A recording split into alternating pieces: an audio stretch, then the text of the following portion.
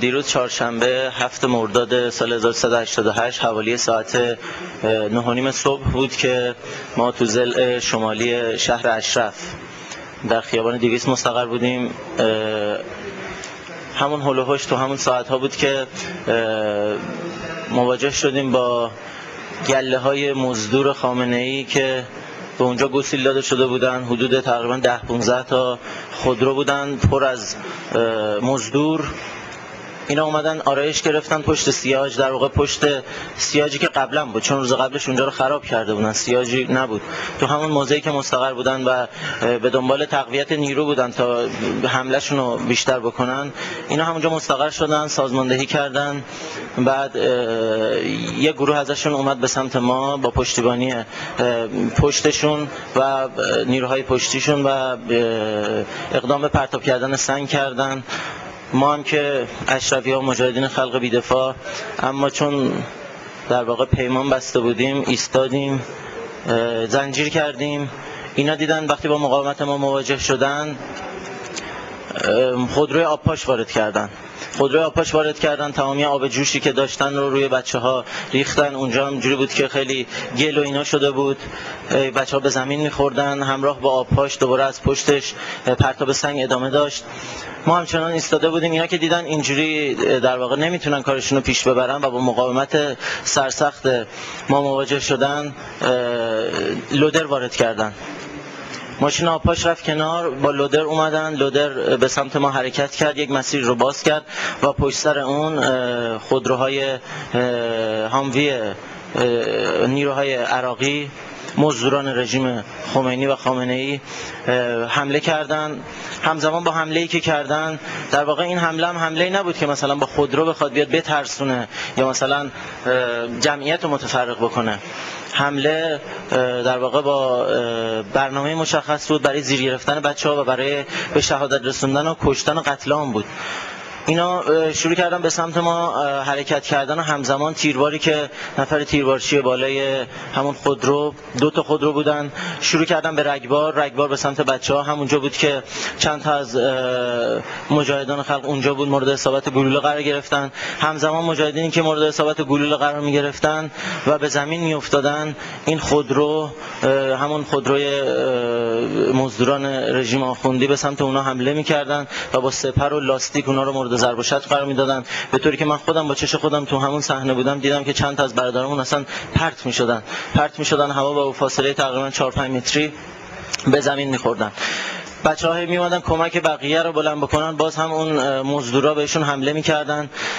پشت سر همین 2 تا خودرو که در واقع چون با مقاومت ما مواجه شده بودن، دیده بودن نمیتونن همینجوری وارد بشن، پشت اون 2 تا خودرو دیگه نیروها گسیل، گله‌های آخوندی وارد قرارگاه شدن، وارد مواضع ما شدن، به اقدام شلیک کردن، در واقع شلیک کردن. همزمان با این یک نیرو دیگه از سمت در واقع غربی، یعنی سمت راست اونها، سمت چپ جبهه ما، اقدام به تخریب تأسیسات و مواضعی که ما اونجا داشتیم. یک سری اتاق‌ها داشتیم برای استقرار خودمون، مواضع و تأسیسات شهر اشرف بود، مال اون نقطه که در کنار مزار شهدامون هم قرار داره، اونجا رو خراب کردن.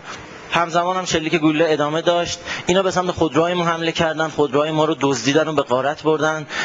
همزمان یکی از برادران مجاهد رفت سوار مینیبوس شد، سوار یکی از مینیبوس‌های ما شد که اونو از صحنه در واقع مینیبوس رو خارج بکنه که این لودر با وحشیگری تمام ناخن و اون چنگک لودرش انداخت توی پنجره و بلند کرد. اون برادر مجاهد همزمان از در پرید بیرون و از صحنه خارج شد. اینها اون مینیبوس رو بلند کردن، کوبوندن زمین، به حرکتشون ادامه دادن. همزمان با این خودروهای دیگه ما، خودروهای جیپ ما رو غارت کردن. در ادامه یکی دیگه از این مزدورا سوار مینیبوس دیگه‌ای که اونجا حضور داشت شدن و روشن کرد و شروع کرد به زیر کردن بچه‌ها. چند تا از مجاهدین من همونجا به چش خودم دیدم زیر گرفت.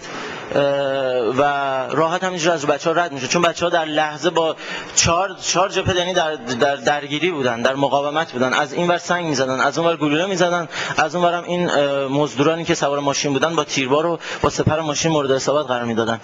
برای همین چند تا از مجاهدین زیر مینیبوس موندن. یکی از اونها اینجا الان پیش منه، ناجی ایمان نژاد، که افتاد زمین، یعنی مینیبوس از پشت بهش زد و قشنگ با دو تا یعنی لاستیک‌های جلو در یک نوبت و بعد از اینکه عبور کرد لاستیک‌های عقب هم از روی پا و قفسه سینه و کتفش و مچ پاش رد شد. الان اینجا کنار من بهش میدم تا خودش براتون تعریف کنه.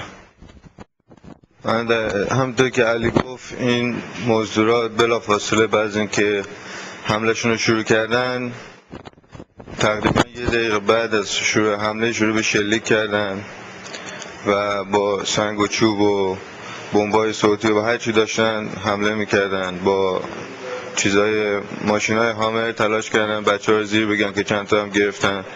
یکی از این خیلی هاشون هم فارسی صحبت می‌کردن، خودم شنیدم. یکی از این مزدورا سوار مینیبوس ما شد، به سرقت بردش که از پشت زد به من که خوردم زمین، بعد با چرخ جلوش رفت رو قفسه سینه‌ام کامل رد شد که پشت چرخ اول گیر کردم بین زمین و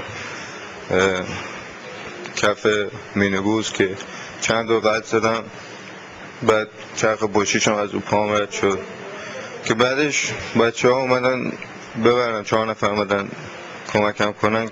5 متر که منو بلند کردن بردن، این نیروهای مزدورای رژیم شلیک کردن به پای یکی از همون 4 نفر که باعث شد دیگه اونو ببرن و من خودم زمین. بعد اونا اومدن تلاش کردن با تو منو بزنن که یکی از بچه‌ها مانع شد.